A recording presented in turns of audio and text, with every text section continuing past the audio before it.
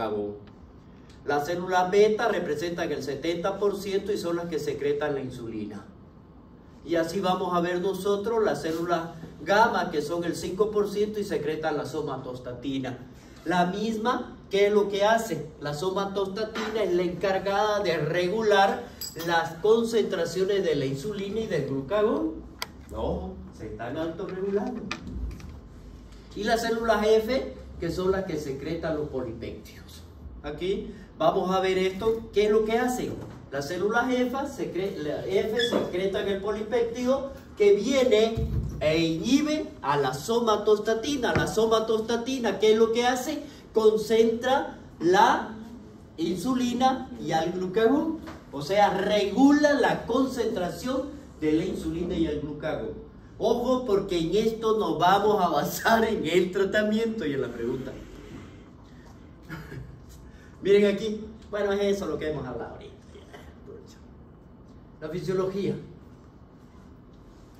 Primero, comprendámosla a la insulina, para que podamos comprender la enfermedad.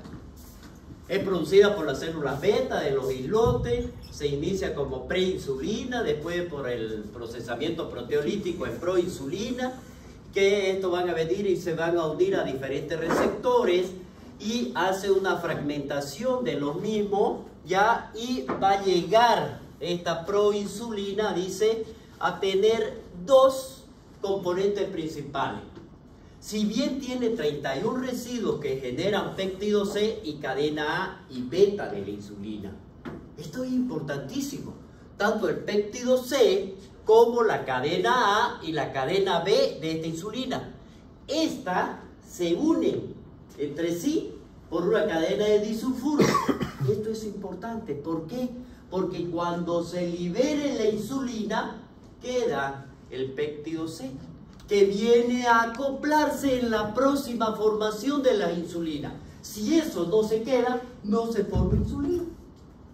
Entonces nosotros vamos a ver aquí, por ejemplo, la molécula de insulina madura y el péptido C se almacenan juntos, se secretan en forma simultánea desde estos gránulos que se quedaron en las células beta.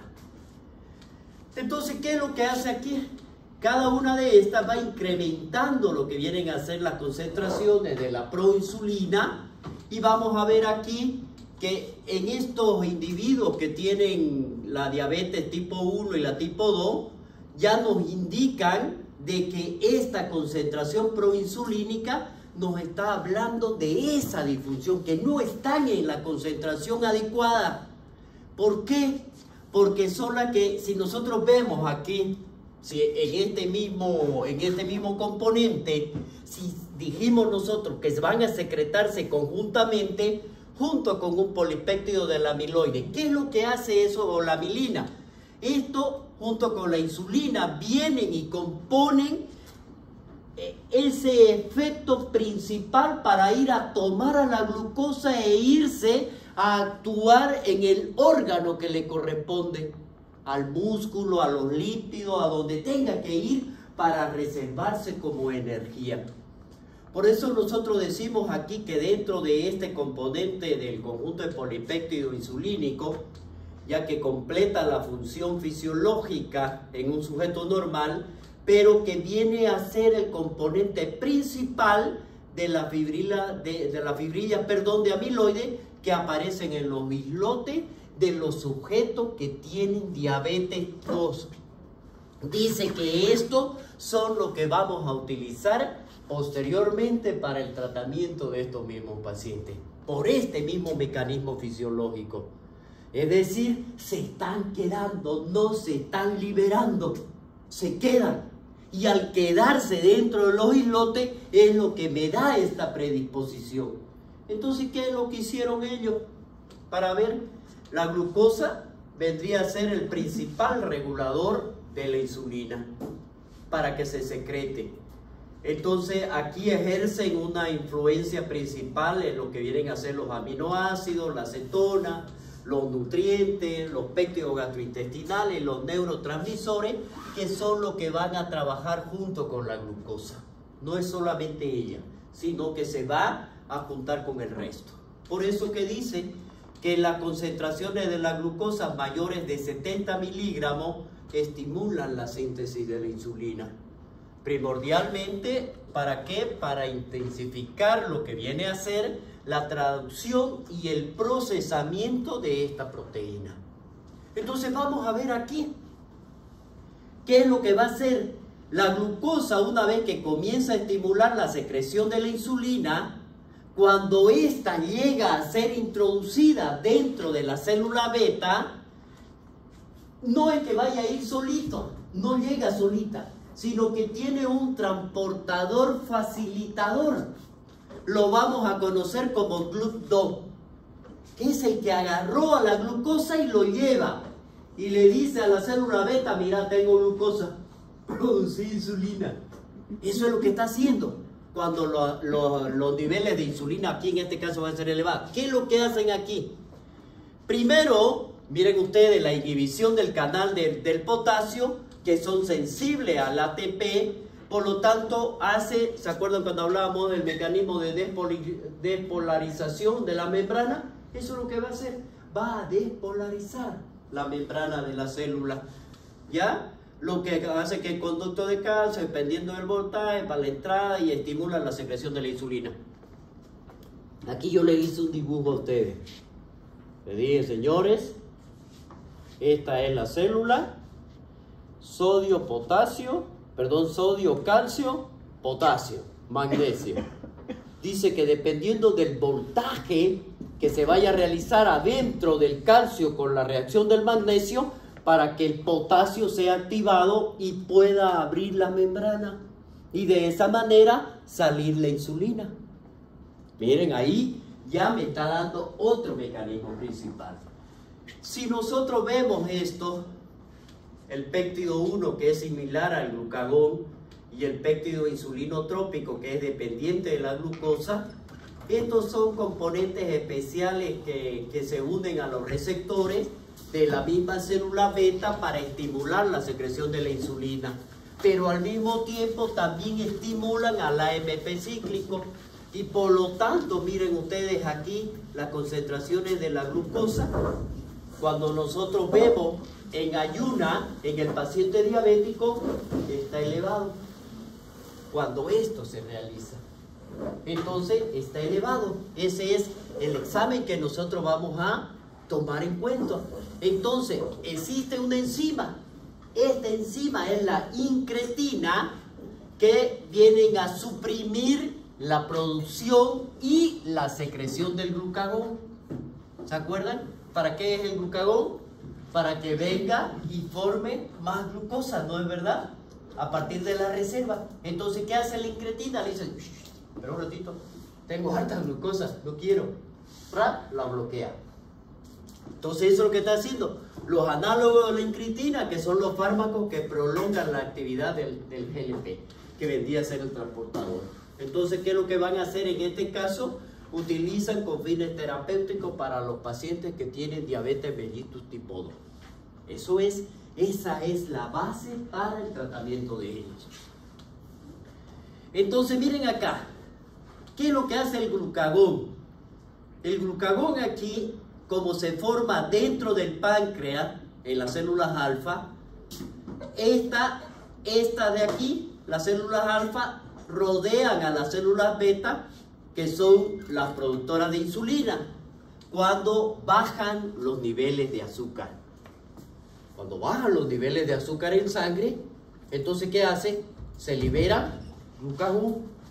Ojo, el otro es cuando se aumenta los niveles de azúcar, se libera insulina, que es de las células beta.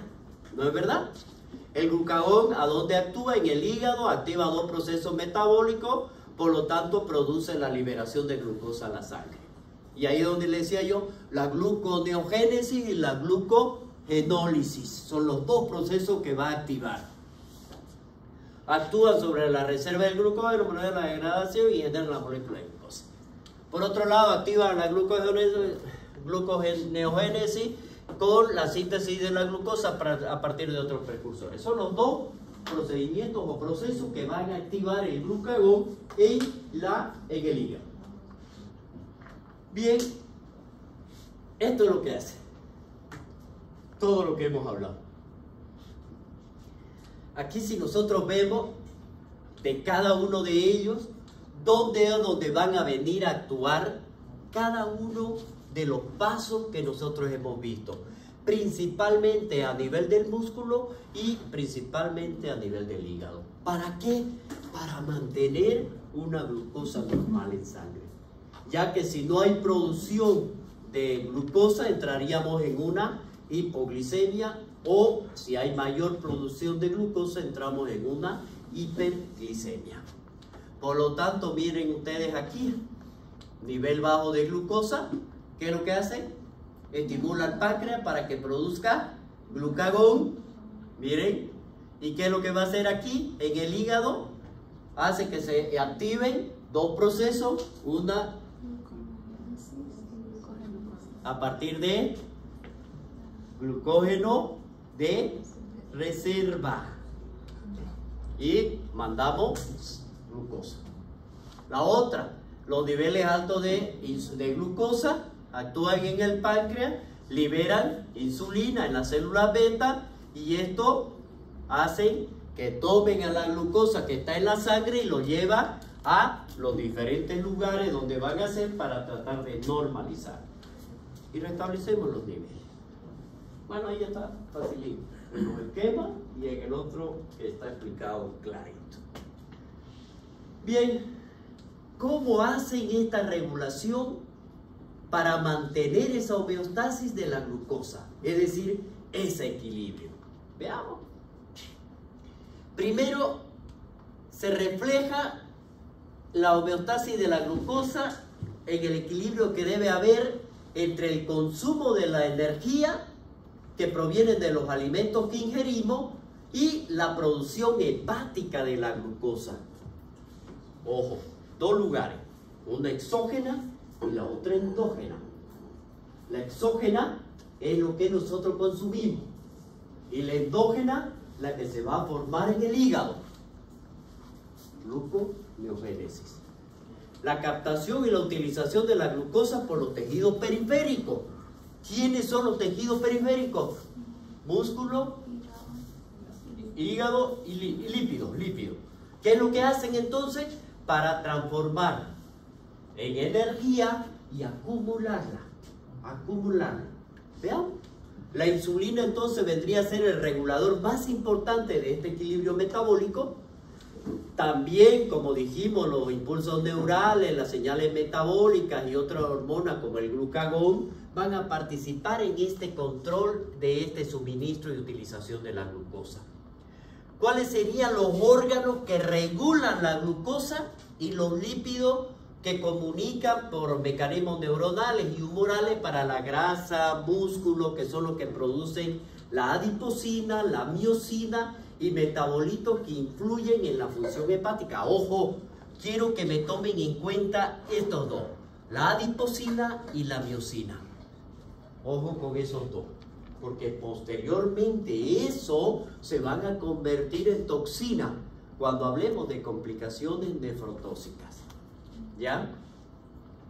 Por ejemplo, en el estado de ayuno, miren, las concentraciones de insulina en combinación con el incremento leve de la concentración de glucagón aumentan la producción de glucosa al favorecer los dos procesos que dijimos. Uno, la gluconeogénesis hepática y el desdoblamiento de glucógeno. A eso le vamos a conocer como glucogenólisis. ¿Qué es lo que va a hacer? Se reduce la captación de la glucosa en los tejidos sensibles a la insulina. ¿Cuáles vendrían a ser esos tejidos? El músculo y la grasa, o lípidos si quieren ustedes. Esos son los dos. Entonces, ¿y eso qué hace? Favorece la movilización de lo que vienen a ser los precursores que se van a almacenar, como vienen a ser los aminoácidos y los ácidos grasos libres. Entonces, entró otro mecanismo que lo conocemos con el nombre de lipólisis. 3 mecanismos se activaron cuando bajó la glucosa. 3 mecanismos para poder llegar a esa concentración. gluconeogénesis a través del glucagón en la formación del hígado, con la activación de la glucogenólisis por la activación o el desdoblamiento del glucógeno, y la activación de los aminoácidos y ácidos grasos libres en los triglicéridos o lípidos o grasas, que se llama lipólisis. Tres mecanismos principales. Eso es fisiología. Ya sigamos. ¿Qué hace el glucagón? En condiciones normales, dice, cuando las concentraciones de la glucosa en sangre o de la insulina son bajas o durante el ejercicio, se incrementa en la diabetes mellitus. ¿Quién? El glucagón. El glucagón se incrementa en la diabetes mellitus. Y entonces, si se incrementa el glucagón, ¿qué voy a estimular?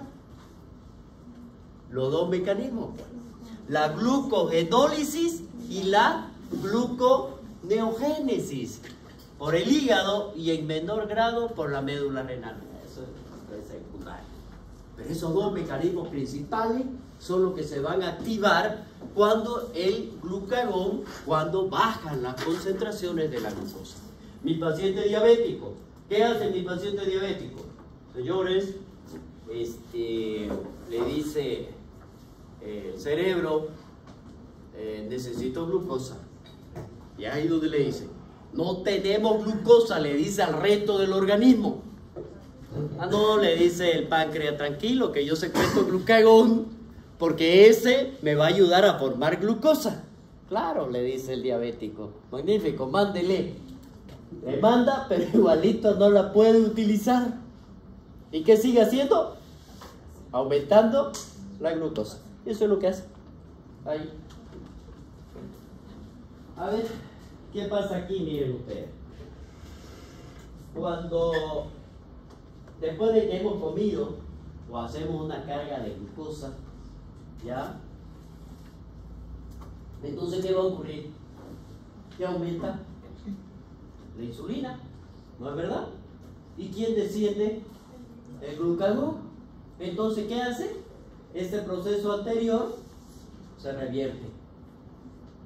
Entonces, la insulina vendría a ser una hormona de reserva, es decir, es anabólica, porque me reserva, me hace energía, ¿no es verdad? Estimula el almacenamiento de carbohidratos, grasa, así como la síntesis de proteínas. Eso es lo que va a hacer.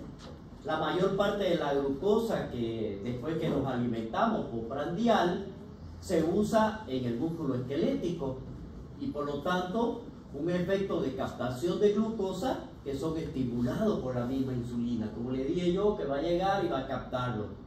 Otros tejidos, en particular el cerebro, usan glucosa de manera independiente de la insulina, no la necesita.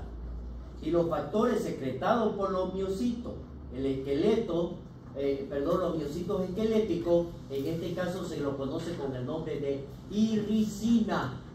Los adipocitos son la lectina, que son resistina, y la adiponectina, y el hueso también incluye la homeostasis de la glucosa.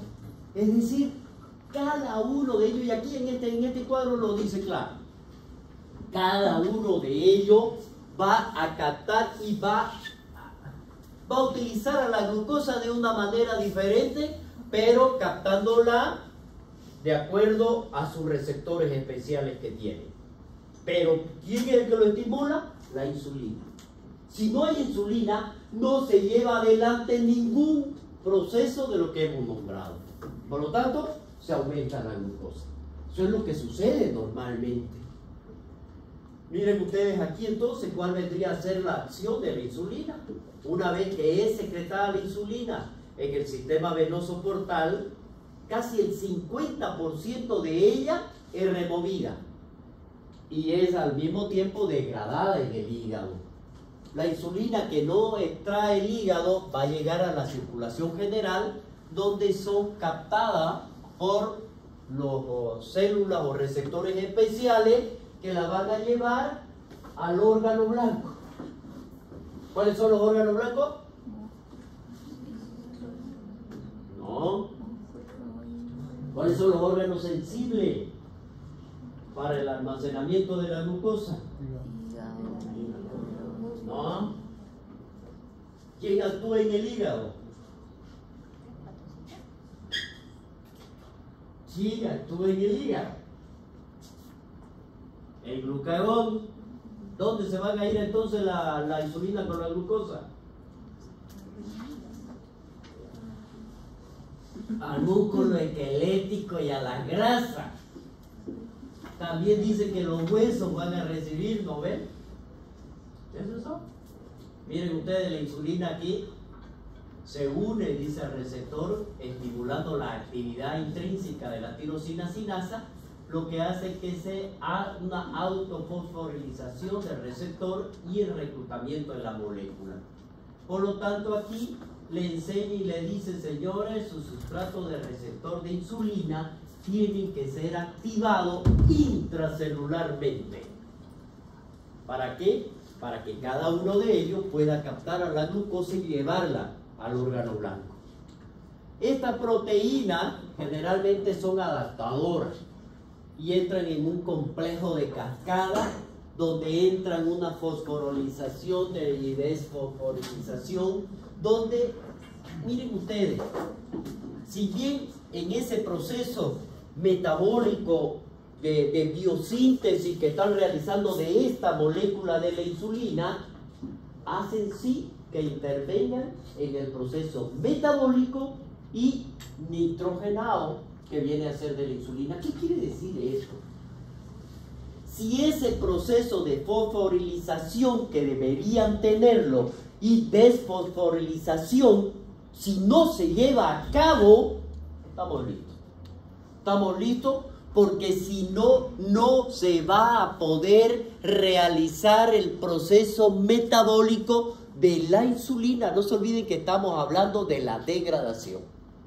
No se olviden de este proceso.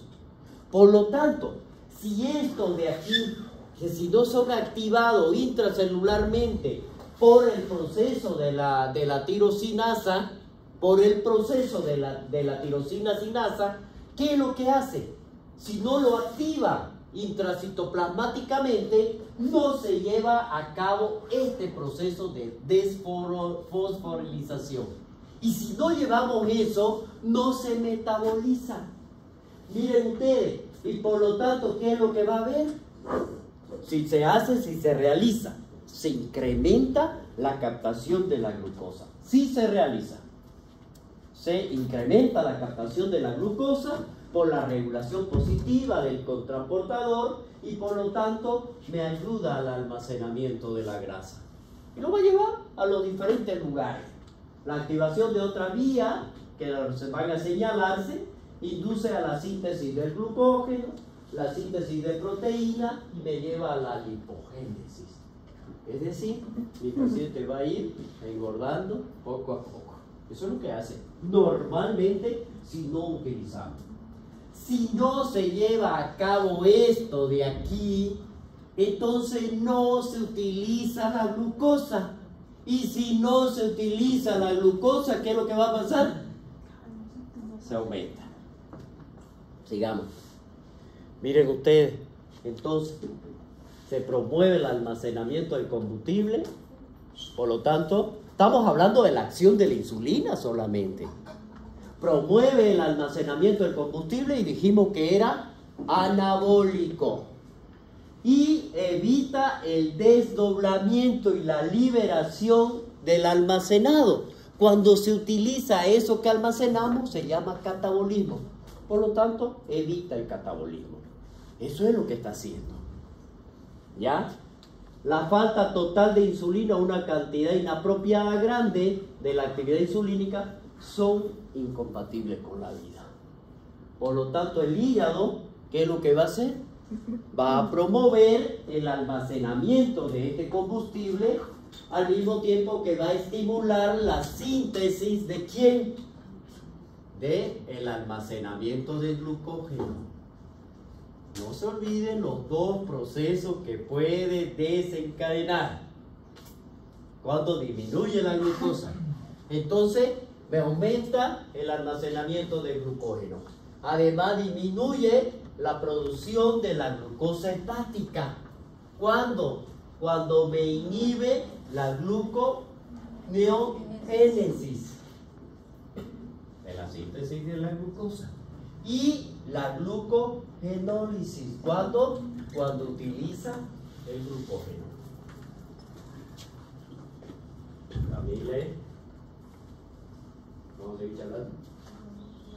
O lo cambiamos de asiento. Afuera. ¿Ah? Cámbiala. Entonces, vamos a ver aquí estos dos. Entonces, si nosotros estimulamos esto, si también dice que va a estimular lo que viene a ser la glucólisis, entonces, si viene y estimula la glucólisis, pero eso lo va a hacer también en otro lugar, es en los lípidos. Por lo tanto, miren ustedes aquí, si lleva a la utilización de eso y va a promover la formación de los ácidos grasos para que puedan ser utilizados, porque los ácidos grasos libres vamos a poder sacarlo y utilizarlo. Ojo, que esos vienen a hacer reserva. Esos ácidos grasos libres que quedaron, esos ácidos grasos que se formaron, se van a transformar en energía. ¿Cuál es nuestra energía? Los triglicéridos. Dentro de ellos, para poderlos nosotros utilizar. Cuando hablemos de lípidos vamos a hablar de esto. Cuando hablemos de lípidos. Además, miren ustedes, si nosotros actuamos o estimula, dice la lipogénesis, entonces aquí va a llevar al incremento de lo que vienen a ser las lipoproteínas de baja densidad. ¿Cuáles vendrían a ser ese? Uno de los componentes del colesterol de sus fracciones, el VLDL. Ese es de baja densidad. Entonces, ¿qué hace? Entrega triglicéridos a los tejidos grasos. ¿Para qué? Para que se almacenen. Miren ustedes cómo ha ido el proceso. Entonces ustedes van a comprender hasta aquí que si falta insulina no se lleva ninguno de estos procesos y voy a tener pacientes dislipidémicos con alteraciones metabólicas de la composición de la glucosa específicamente, y voy a tener un paciente hiperglicémico. Y bueno, y van a ver ustedes que después no solamente me altera eso, me va a alterar lo que es la formación de atero. Vaya, eso lo vamos a hablar en complicaciones. Ahora miren ustedes, si hablamos de la etiopatogenia principalmente de la diabetes mellitus, ¿ya? Primero, a ver, comprendámoslo este cuadrito. La inyección de la glucosa, ¿qué dijimos nosotros que me va a hacer? La inyección de la glucosa, lo primero que me hace es aumentar la concentración de glucosa.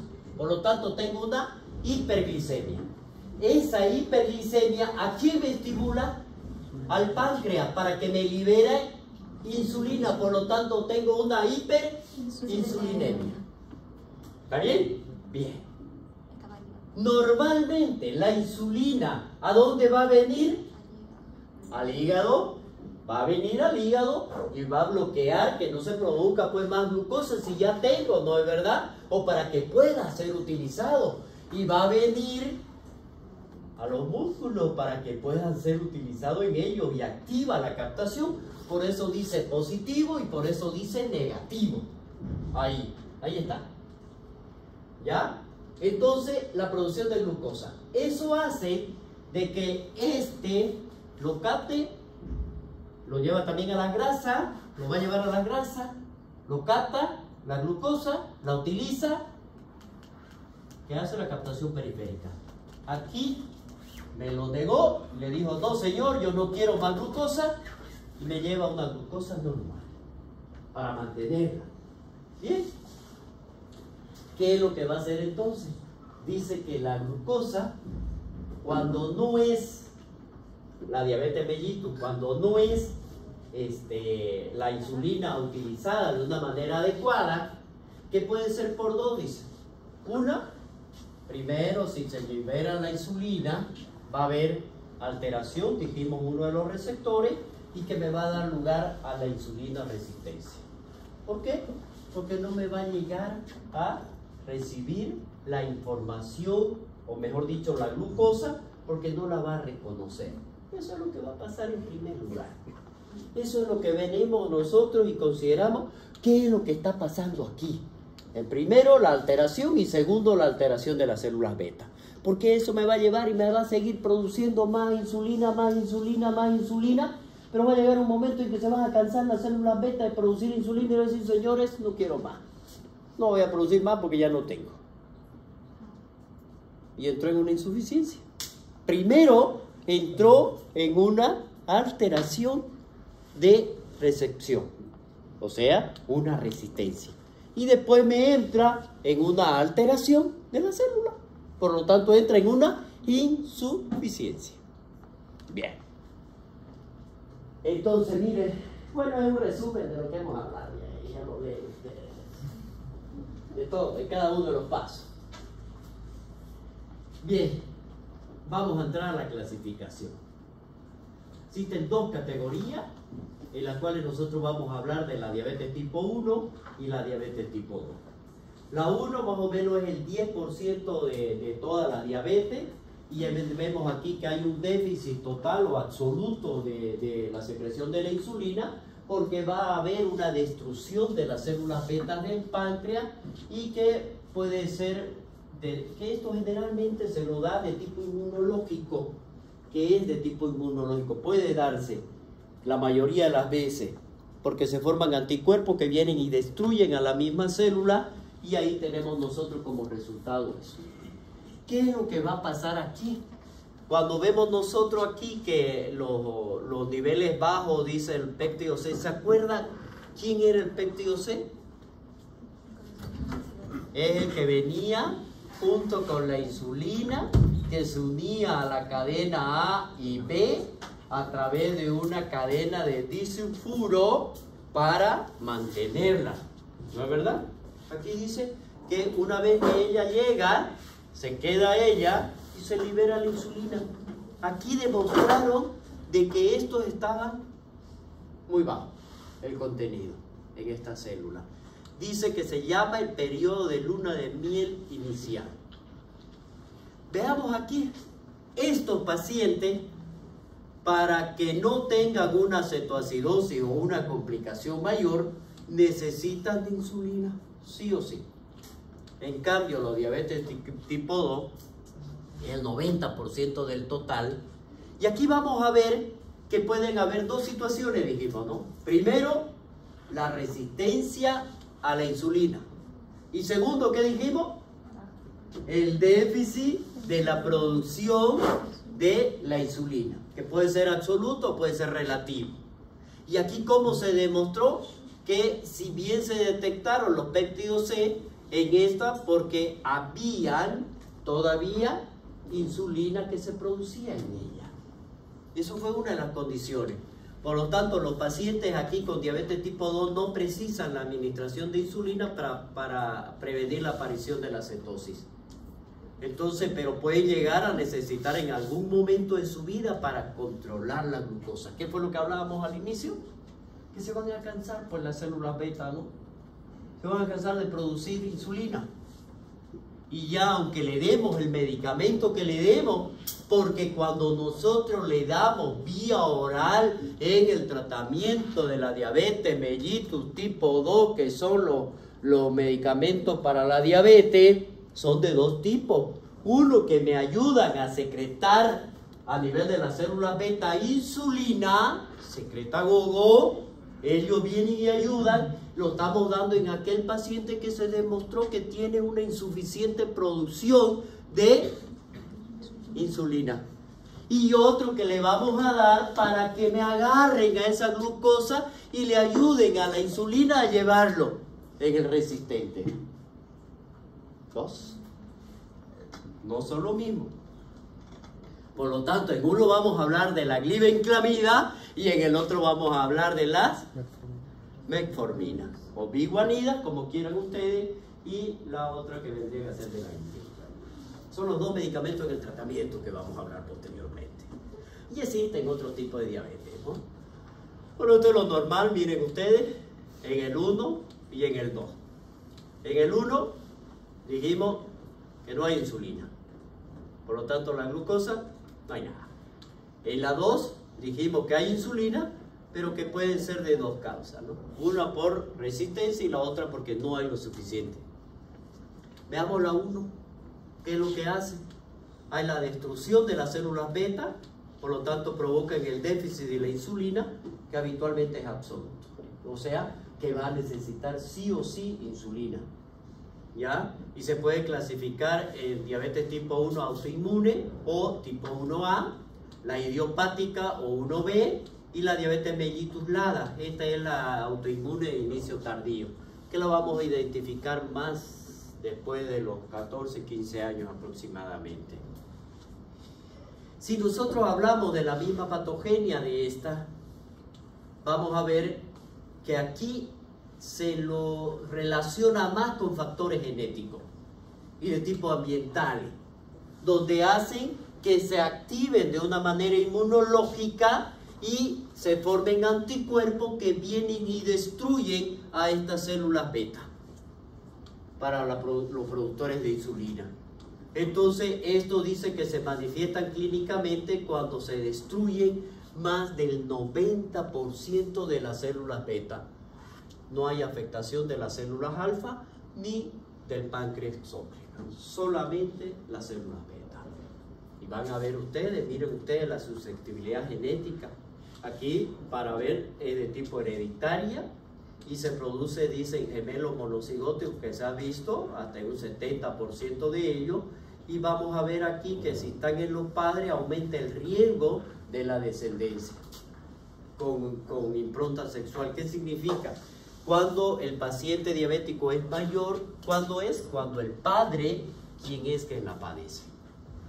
Y no la madre, sino cuando el padre se ha relacionado con el HLA-DR3 o DR4, que es el alelo, que es el genético, el que le transmite. Los otros son los factores ambientales.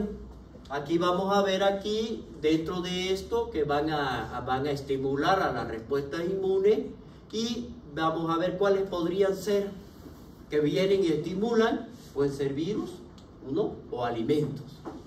Esos son los factores ambientales que estimulan al anticuerpo o que actúan como antígeno para estimular el anticuerpo y que él vaya y destruya las células beta.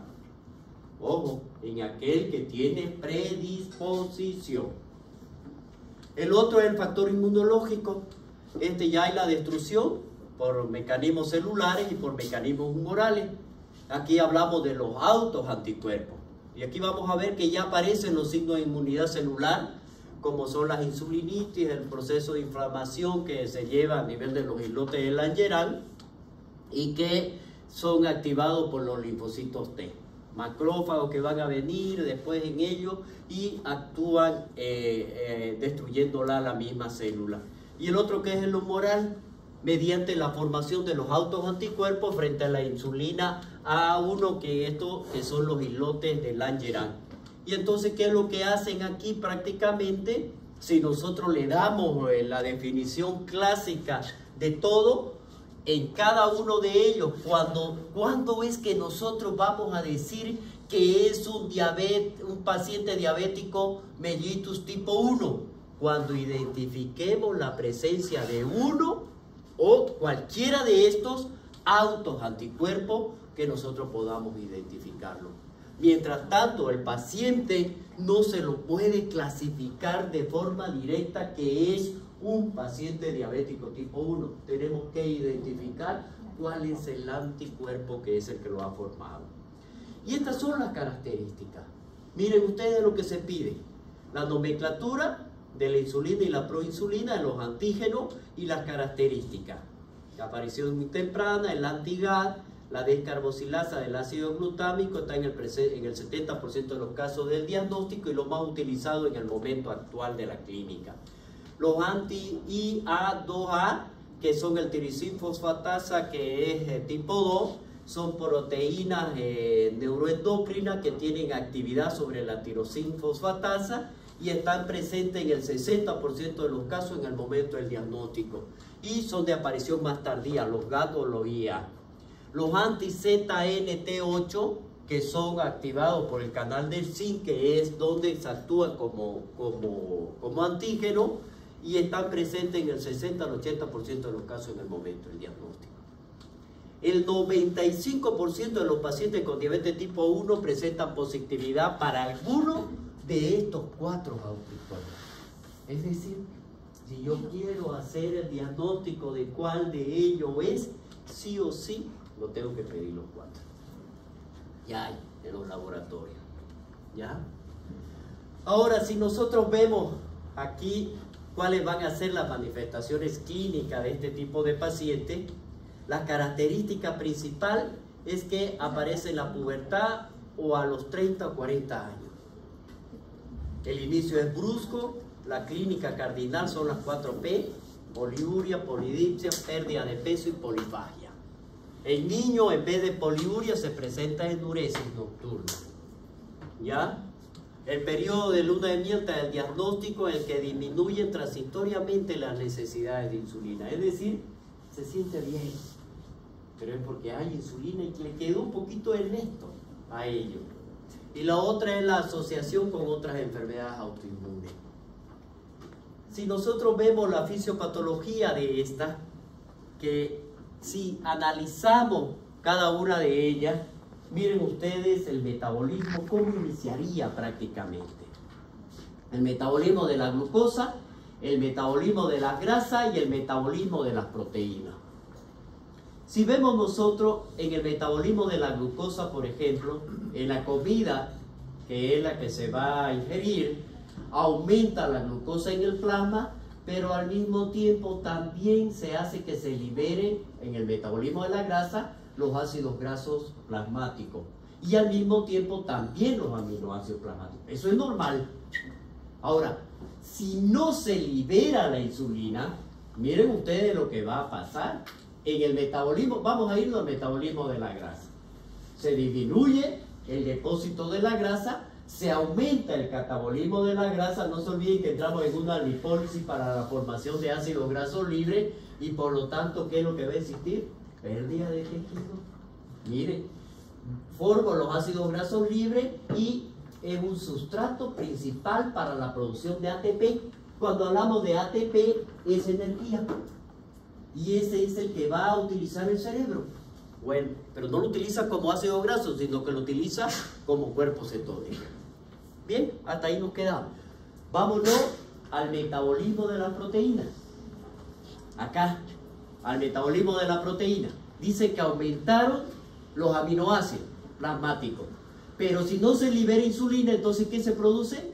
Disminución de la captación de los aminoácidos en la mayoría de las células y aumenta el catabolismo de la proteína que estaban almacenadas en los músculos. ¿Ya? ¿Y qué pasó aquí? Estos aminoácidos plasmáticos que estaban van a seguir aumentando y se aumenta el sustrato para la producción de ATP y por lo tanto, ¿qué es lo que hace? Pérdida de tejido. Ya tiene dos formas de enflaquecimiento, porque perdió grasa y porque perdió tejido. Masa muscular magra. Por lo tanto, el paciente gordito está quedando flaquito, dice. Eso es lo que dicen. Entonces veamos aquí, ¿a dónde me va a llevar? A lo principal que nosotros queremos llegar, porque cada uno de ellos va a llegar y se va a juntar, miren ustedes ahí cómo lo va a hacer. Cada uno, los tres metabolismos. Primero, la captación de la glucosa en los músculos y los tejidos adiposos disminuyó porque no hay insulina. La utilización de la glucosa disminuyó y entonces ¿a quién estimularon? ¿Quién se estimuló? El glucagón, bien. ¿Qué hizo el glucagón? Actúa a nivel del hígado y va a producir cetona, va a llevar a la glucogenólisis y a la gluconeogénesis. Y le dice, señores, el cerebro, aquí la utilización de la glucosa como está disminuida, esta la interpreta como inanición el cerebro. Oh, este está con hambre. Así le dice, está con hambre. Entonces, ¿qué le hace? ¿A dónde lo lleva? A la polifagia. Miren cómo es tan interesante esto. Entonces, le induce a que se alimente, que coma. Y es ahí donde viene la otra alteración. Entramos a la polifagia. Bien, esto de aquí va a llevar a lo del hígado más y que se está alimentando más todavía, lleva al aumento de la glucosa en la sangre, más todavía. Entonces, ¿cuál es el próximo paso? Aquí, como nosotros estamos ya con hiperglicemia, hay pérdida de tejidos, entonces, y hay producción de cetona, me altera el pH sanguíneo y me lleva a una acidosis metabólica. Como ya se está produciendo cetona, miren, voy a entrar por este lado, se va a formar una cetoacidosis. Y eso hace que la cetoacidosis o la acidosis metabólica aumente lo que es la ventilación, el consumo de oxígeno. Ese consumo de oxígeno, esa acidosis metabólica, que es la que me está llevando además, me lleva a la acidificación de la orina, ¿ya? Y por lo tanto voy a tener algo que es muy importante aquí, la hiperpotasemia. ¿Qué me está concentrando? Potasio en sangre. Miren, ya yo tengo dos alteraciones más. Una acidosis metabólica. Esto de aquí, esta acidosis metabólica me va a llevar, hasta aquí lo voy a llevar, pero va a contribuir a que me lo lleve al coma mi paciente. Para entrar en un coma hiperosmolar o una cetoacidosis diabética. Cualquiera de las dos. Porque miren aquí qué es lo que está pasando. Cuando nosotros vemos que la hiperglicemia superó el normal umbral renal de la glucosa, esto anótenselo en donde ustedes quieran. 180 miligramos por decilitro es el umbral renal. Si se superan esos 180 de la concentración en la sangre, atraviesa la barrera urinaria. ¿Ya? Entonces, miren ustedes, superó el umbral y por lo tanto pasó a la orina. ¿Y qué es lo que voy a tener en la orina? Azúcar. Entonces, ¿qué se va a llamar? Glucosuria. Ahí está. Miren ustedes, esta hiperglicemia, ¿qué es lo que me está haciendo? Me está aumentando la osmolaridad. ¿Por qué? Porque me están aumentando los solutos. Ya eso hablábamos nosotros en la diabetes insípida y le di una fórmula. Bien, aumenta la osmolaridad. Hasta aquí. Aumentó la glucosa en orina, tenemos glucosuria, hay diuresis osmótica, orina el paciente, por lo tanto tiene poliuria y sigue aumentando. Si hay poliuria, sigue aumentando. La osmolaridad, mi paciente va a entrar, si sigue orinando, se va a deshidratar. Entonces entra en la deshidratación y se estimulan dos mecanismos. La sed, para que consuma agua, por un lado, y aumenta la secreción de la hormona antidiurética. No orine, señor, porque usted está necesitando líquido. Tengo dos. Y por lo tanto, me activó el mecanismo de la sed. ¿Y qué me hizo la sed? Consuma agua. Y toma agua. Y por lo tanto tiene la otra P. Polidipsia. Vamos por 3P. No, ya las 4. Pero miren a qué va esto. Cuando mi paciente se deshidrata, disminuye el volumen, ¿no es verdad? Disminuye el volumen sanguíneo. Y si disminuye el volumen sanguíneo, disminuye la presión arterial. ¿Sí o no? Sí. Entonces el organismo va a intentar compensarlo. Y lo va a compensar. ¿Y quién es el que lo hace ese? Por un mecanismo de control cardiovascular ¿Y a qué entra mi paciente? Como no hay compensación, porque no hay cómo lo haga, fracasa. Y entra en una insuficiencia circulatoria por disminución del volumen. Y ahí me lleva a otro mecanismo. Me activa el metabolismo anaerobio. Y el metabolismo anaerobio, ¿a qué me lleva como compensación? Producción de ácido láctico. Y eso me lleva a la acidosis metabólica. Y eso me suma aún más esta insuficiencia circulatoria al coma, que puede llegar a la muerte. Miren ustedes, por eso me gustó este. Bien se lo puse. Este no está en el otro, pues. ¿Ya? Entonces, cada uno de estos pasos es tan importante que para que nosotros podamos comprender lo que es la diabetes. ¿Y a dónde me puede llevar? De lo grave que es de la diabetes tipo 1. ¿Por qué causa la hiperglicemia? La concentración de la glucosa aumenta, traspasa el umbral de la glucosa 180, diuresis osmótica me produce poliuria y pérdida de glucosa 75 gramos por día por 4 kilocalorías, son igual 300 kilocalorías al día y por lo tanto tiene una pérdida de peso. El paciente tiene poliuria y en los niños se llama nicturia, me lleva a la deshidratación, me estimula la sed y lleva a la polidipsia. Esta pérdida de peso juntamente con la pérdida de glucosa hace que mi paciente se enflaquezca. ¿Ya? La actividad del centro, dijimos, de la saciedad, es decir, estoy enflaqueciendo, estoy gastando mi energía en la grasa y en los músculos, por lo tanto, señor, coma.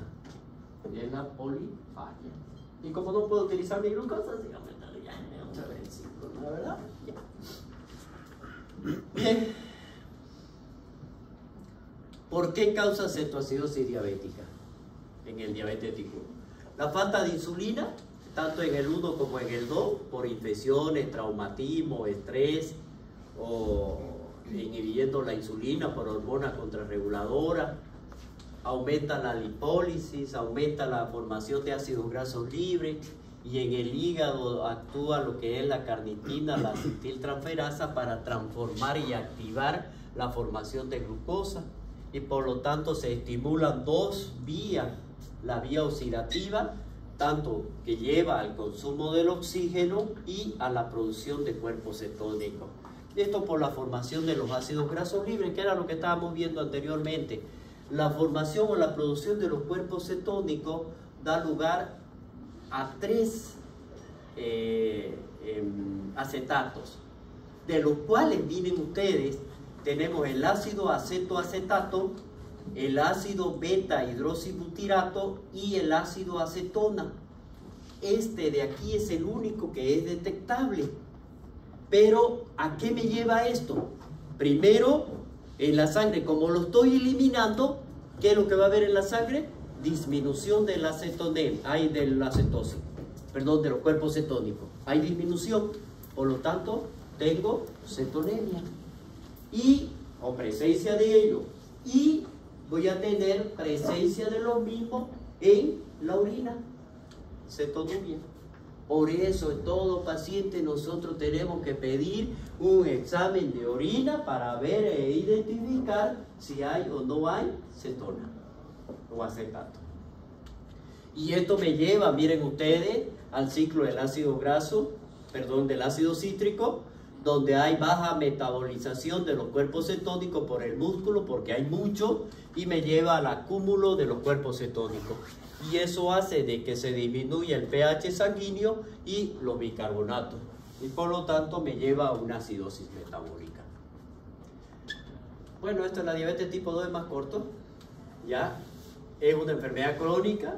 Hay un estado de hiperglicemia que resulta en los factores genéticos y ambientales que actúan en conjunto, y su característica es la deficiencia o la resistencia. Es compleja, no hay destrucción autoinmune de las células beta y existen grados variables de resistencia a la insulina, con alteraciones de la secreción y aumento de la producción de la glucosa. Si nosotros hablamos de la patogenia de la misma, miren, la susceptibilidad genética es parecida en un 100% de los pacientes con el factor HLA, factores ambientales, generalmente la edad, la obesidad y el sedentarismo, y la fisiopatología. Veamos, los pacientes con diabetes tipo 2, por ejemplo, van a existir dos defectos que habíamos dicho. Primero, resistencia a la acción de la insulina en los tejidos efectores. ¿Cuáles son los tejidos efectores? Grasa y músculo, principalmente. Y anomalía de la secreción de la misma, con hiperinsulinismo, que es lo primero que va a haber. Porque si no me están captando, no hay. Entonces, ¿qué es lo que hace la célula beta? Siguen produciendo. Por lo tanto, la insulina va a aumentar. Entonces, tengo hiperglicemia, tengo hiperinsulinemia, no va, ¿no es verdad? Algo está mal aquí. Y es la resistencia porque no se está utilizando. Es probable que se necesitan ambos defectos para que se exprese la diabetes. Si aquí hay muchos estudios que se han realizado, donde tanto la resistencia de la insulina, el hiperinsulinismo secundario, es decir, la secreción de la insulina aumenta para tratar de compensar esta resistencia.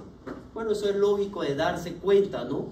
De este modo, entonces, la diabetes, vamos a verla, que se va a manifestar principalmente por la secreción de los islotes que se van deteriorando y que después no van a producir esta hiperinsulinemia compensadora. Ya no pueden. Entonces aparece un déficit relativo de la insulina. Entonces ya, como en el anterior cuadro, ¿se acuerdan? Primero, ¿qué aparece? Resistencia. Después, ¿qué aparece? Insuficiencia. Eso es lo que le está explicando. La manifestación clínica, las características principales, es mucho más frecuente por encima de los 60, aparece en edades más tempranas, incluso en niños, sobre todo en obesos. El inicio es gradual, pasa inadvertida durante tiempo y se diagnostica recién cuando aparecen complicaciones. O sea, aproximadamente el paciente diabético va a llegar a nuestro consultorio cuando ya tenga manifestaciones clínicas. Y esas manifestaciones clínicas puede ser cualquiera. Que se enflaqueció, que orina y es muy espumoso, o cualquier otra complicación que pueda tener infecciones urinarias y que llegue por nosotros y nosotros lo identificamos. 5 años pasaron aproximadamente. Hasta que me está provocando complicaciones. Eso es lo que me está diciendo aquí, aproximadamente. Entonces aquí nosotros vamos a ver las alteraciones. Se van a realizar por dos eventos: la deficiencia de la acción de la insulina, la deficiencia de la secreción o la combinación de ambas que habíamos dicho. Como evento primario, entonces, ¿qué es? La resistencia. Y evento secundario, que vendría a ser el defecto a la deficiencia en la producción de cada uno de estos. Desde el punto de vista del mecanismo fisiopatológico, observamos 3 fases que han pasado aquí.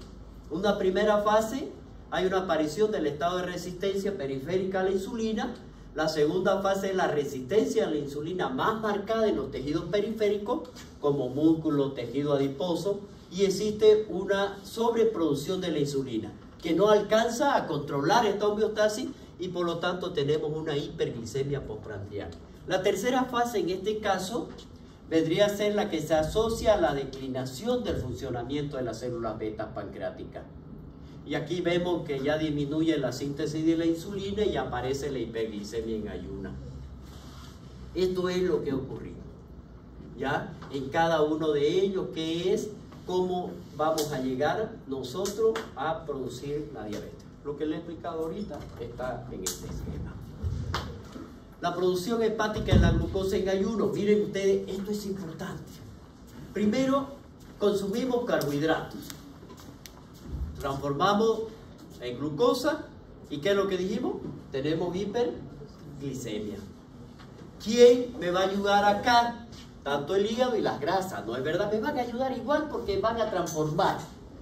Uno, la gluconeogénesis, glucogenólisis y la lipólisis.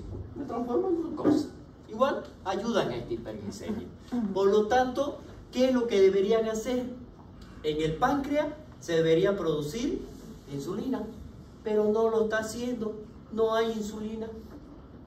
O la insulina que se produce no la logra captar, hay resistencia para que abran esos receptores dentro de las células periféricas, es decir, de los órganos periféricos, no llegan a recibirla. Eso es lo que está haciendo, no entra, no lo reciben. Por lo tanto, el organismo dice, señores, necesito glucosa y energía. Entonces, ¿a quién le solicita? Al páncreas. ¿Por qué libera el páncreas? Glucagón. ¿Y a quién estimula el glucagón? Al hígado, para que se produzca ¿qué? Glucogenólisis y gluconeogénesis, por la reserva y todo lo demás. Y estimula la grasa también, y estimula a los músculos para que se produzca una proteólisis, etcétera, etcétera, y se libere más glucosa. Y seguimos aumentando el ciclo. Todo lo que hemos hablado. Bueno, es esto, ¿ya? Para que vayan viéndolo. La resistencia a la insulina y la disfunción, esto es lo que habla de la hiperinsulinemia primero, me lleva a la hiperglucemia, donde aumenta la resistencia, como ya no deja de producir la insulina, entonces disminuye la producción de la insulina y aumenta la producción de la glucosa, y yo tengo a mi paciente diabético. Ese es el proceso, esas son las tres fases. Miren ustedes, está explicadito en cada uno. Creo que por eso es que le dije que esto lo voy a copiar. La aparición de la diabetes, el fenotipo diabético progresa a medida que la función de la célula beta, lo mismo. El prediabético, esto es importante. Miren ustedes, antes que la persona desarrolle una diabetes, casi siempre tiene una prediabetes. Es decir, los niveles de la glucosa en la sangre son más altos de lo normal, pero que no son lo suficientemente altos para decir que es diabético. Entonces los médicos aquí se refieren a la intolerancia a la glucosa o a las alteraciones de la glucosa en ayuna, según la prueba que se vaya a utilizar. Y vamos a ver aquí, se pone en mayor riesgo, por ejemplo, para desarrollar diabetes tipo 2 o enfermedades cardiovasculares. ¿Cuáles son los resultados que nos indican como prediabéticos? Primero, ojo, que puede ser pregunta de examen, la hemoglobina glicosilada tiene que estar de 5.7 a 6.4. 2. La glucosa en ayuna de 100 a 125. La urea, prueba de tolerancia, la prueba de la tolerancia oral a la glucosa a las 2 horas de 140 a 199. Estas tres me indican prediabetes. No me está diciendo que es diabético, me está diciendo que puede desarrollar. Magnífico. ¿Cómo puedo prevenirlo entonces? Una pregunta. ¿Es resistente a la insulina es lo mismo que prediabetes? No. Pero es que ya cuando hablamos de resistencia a la insulina es porque ya mi paciente es diabético. No olvidemos, no mezclemos dos cosas. Una vez que lo he diagnosticado, tengo que saber a cuál pertenece. Si es una resistencia o es una insuficiencia. Y para eso simplemente pido una insulinemia, insulina en sangre, para ver cuánto está. Y de esa misma manera sabemos cuánto es. ¿Ya? No confundamos los datos. No me dice nada de la insulina si es prediabético o no. ¿Ya? Es cuando es diabético. Miren cómo prevenimos para que no se desarrolle diabetes tipo 2 de forma automática si se tiene un diagnóstico de prediabetes. Para este el tratamiento en la realidad puede regresar a los niveles de glucosa, en los rangos normales, y entonces podemos reducir el riesgo en un 58% si se pierde el 7% del peso corporal. Si realizamos ejercicio moderadamente. Difícil. 30 minutos al día durante 5 días a la semana. Podemos. Cuadro clínico: poliuria, polidipsia, polifagia y pérdida de peso. Ahí está. Lo mismo que la diabetes tipo 1. Poliuria, ya sabemos, la polifagia igual, o polidipsia, perdón, la polifagia y la pérdida de peso, porque es que se está dando por la degradación de las proteínas de los músculos y la utilización de los elementos de la grasa corporal para obtener más glucosa por parte del hígado y la respuesta a la falta de la glucosa. Cuando el cuerpo empieza entonces a agotar la reserva de la grasa, para generar energía produce cetona en la sangre y la sustancia tóxica para el organismo. Y ahí ya vienen las complicaciones. La diferencia entre cada uno. De diabetes tipo 1 y diabetes tipo 2. De cada uno de ellos, lo que hemos estado hablando. De los dos temas. Y si nosotros vemos cuáles van a ser los criterios diagnósticos. Primero, la Asociación Americana de Diabetes recomienda que nosotros tenemos que realizar las siguientes pruebas. Prueba de la hemoglobina glicosilada, la 1C, la glucosa plasmática en ayuna, prueba de la tolerancia oral a la glucosa y prueba de la glucosa plasmática o prueba aleatoria, es decir, en cualquier momento. Hay varias formas de diagnosticarla. Por lo general, cada método debemos repetir en el segundo día para diagnosticarla. Y aquí vemos prueba de la hemoglobina glicosilada. Miren ustedes, si esta que nos está indicando es una proteína que se encuentra dentro de los glóbulos rojos y me indica qué fue lo que pasó en los 3 meses anteriores. Cuántos fueron los niveles de la glucosa, si se manejó o no normal. Normal, miren ustedes, para diagnosticar, dice mayor o igual a 6.5. Normal, 5.7. Prediabetes hasta 6.4. Y diabético es 6.5 o más. Ahora, la glucosa plasmática en ayuna. Aquí también hablamos nosotros. Cuando el paciente, los niveles de la glucosa en la sangre en ayuna es superior o igual a 126. Normal hasta 100. Menor de 100. Prediabético entre 100 a 125 y diabetes ya 126 o más. Prueba de la tolerancia oral a la glucosa. Aquí se le da para que tome una glucosa al paciente y medimos a las 2 horas. Primero con glucosa basal y luego a las 2 horas. Si esa, la prueba es menor a 140 y prediabético entre 140 y 199 y diabetes es mayor a 200. Y la otra, que es la prueba aleatoria, tiene que ser igual o mayor a 200. En este momento quiero hacerle y le hago una prueba. ¿Ya? Los exámenes complementarios, hemograma, urea, creatinina, colesterol, triglicéridos, ionograma, microalbuminuria, gasometría y examen de orina. Criterio diagnóstico, síntoma de diabetes más concentración de la glicemia plasmática mayor o igual a 200, hemoglobina glicosilada mayor o igual a 6.5, glucosa plasmática en ayuna mayor o igual a 126 y la aleatoria a las 2 horas mayor o igual a 200. ¿Ya? Glicemia en ayuna, lo mismo que estábamos hablando, a las 2 horas para ver criterio diagnóstico de la diabetes. Esto es muy importante.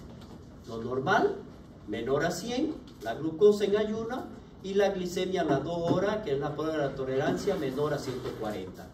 Cuando decimos que mi paciente es prediabético, cuando la glicemia en ayuna es entre 100 a 125 y a las 2 horas es entre 140 y menor a 200. Pero cuando decimos diabetes, cuando la ayuna está mayor a 126, la glicemia casual es mayor a 200 y la glicemia de la tolerancia oral es mayor a 200. Sí o sí es diabético. Sí o sí. Entonces esas son las 3 pruebas que nosotros tenemos que realizar para corroborar. Muy importante este último cuadro, que tómenlo muy en cuenta.